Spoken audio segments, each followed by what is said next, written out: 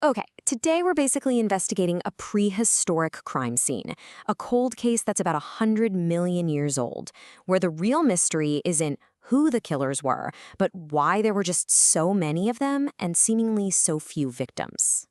So, think about this for a second. If you had to name the single most dangerous place in the entire history of Earth, where would you pick? And I'm not talking about some modern-day conflict zone. I mean a place just teeming with a frankly impossible number of gigantic predators, a real-life nightmare world filled with monsters. Well, it turns out a huge body of evidence is pointing to a place you've probably never even heard of. It's a 100-million-year-old river system in what we now call Morocco. And paleontologists have a name for this lost world, the Kem Kem group. And here's what makes this place just so terrifying. I mean, look at these numbers. The famous Morrison Formation in North America, home of Allosaurus, had maybe 3 big predators. The modern Serengeti, 1, maybe 2. But the Kem Kem, it had at least 4 different kinds of giant carnivores, all living and hunting in the exact same spot. That just shouldn't be possible. This whole puzzle is so famous, it actually has a name, Stromer's Riddle. And there's a reason it's a riddle. I mean, listen to the researchers who studied it. They said, and I quote, "There is no comparable modern terrestrial ecosystem with so many huge carnivores packed together." So what on earth was going on here? All right, so to solve this riddle, we've got to look past the bones for a minute and start reading the story that's written in the rocks themselves, because the environment, that's the key. Okay, so the first big clue is that the Kem Kem wasn't a savanna, it wasn't a forest, it was this incredibly dynamic, waterlogged world. This diagram here shows how it changed over millions of years. It went from these huge, powerful rivers to a sprawling coastal delta, and then eventually, the whole thing was swallowed by the sea. This was a world totally shaped by water. And you can literally see the proof right there in the layers of rock.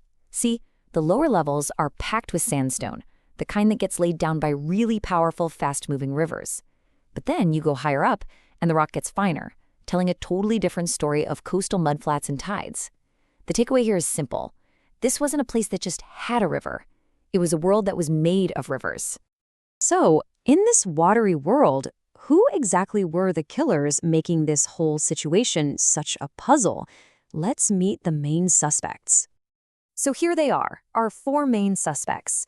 First, you've got Carcharodontosaurus, a classic massive land hunter, kind of like a T-Rex. Then there's the famous Spinosaurus, a total specialist of the water. We also have this tough, bulldog-faced abelisaurid, built like a battering ram. And finally, the mysterious and really speedy Deltadermaeus. I mean, what an impossible lineup of killers. First up is Carcharodontosaurus. You can pretty much think of it as Africa's answer to T-Rex. It was this massive predator right at the top of the food chain with teat-like steak knives designed to hunt huge animals on land. And sharing this world was Spinosaurus. This one single vertebra gives you a sense of its incredible size.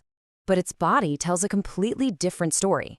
Instead of those blade-like teeth, it had conical ones, like a crocodile's, perfect for gripping slippery prey.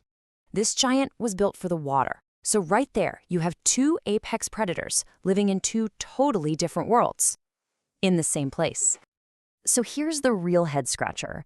If Carcharodontosaurus and the other land-based predators were hunting on land, what were they eating?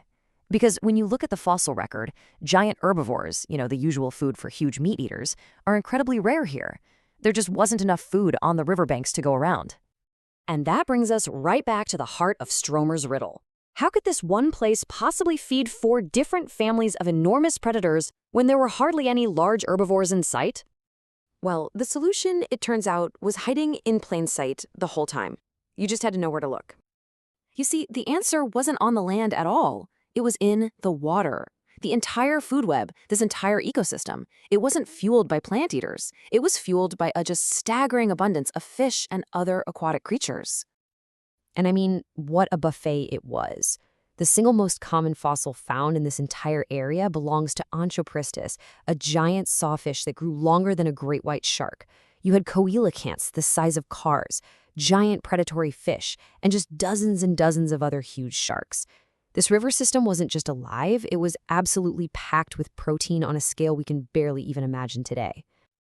And the fossils themselves are just incredible. What you're looking at on the left, that's just one piece of the giant saw from that sawfish, Onchopristis. On the right, those are skull fragments from that car-sized coelacanth. Just look at the scale of these things. This was not a river of minnows, it was a river of monsters. So this massive aquatic food supply, this is what allowed all those predators to coexist. They weren't all fighting over the same cheeseburger. It's a strategy called resource partitioning. Spinosaurus was the fish specialist. Carcharodontosaurus took down the rare large land animal. The abelisaurid was probably a scavenger and an ambush hunter, cleaning up carcasses. And the speedy Deltadromeus was likely chasing down smaller, faster prey. Everybody had their own job to do. So what does solving this 100-million-year-old riddle actually mean for how we understand the age of dinosaurs? Well, it means the Kem Kem ecosystem wasn't unbalanced or broken at all. Our understanding of it was broken. We were trying to apply the rules of a land-based food web to a world that was playing by ocean rules. It wasn't an anomaly. It was a thriving, perfectly balanced predator's paradise, just built on water. And the researchers themselves pretty much say so. They conclude that the very nature of this huge river delta created the perfect conditions for this.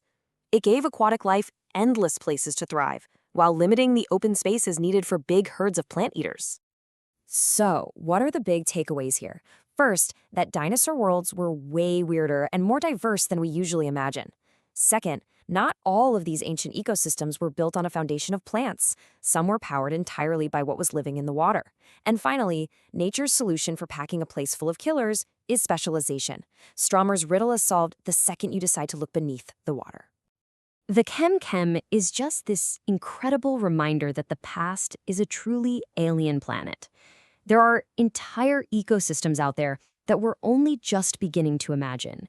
And it just leaves you wondering, what other lost worlds, operating by rules we haven't even thought of yet, are still buried right under our feet, just waiting to be found?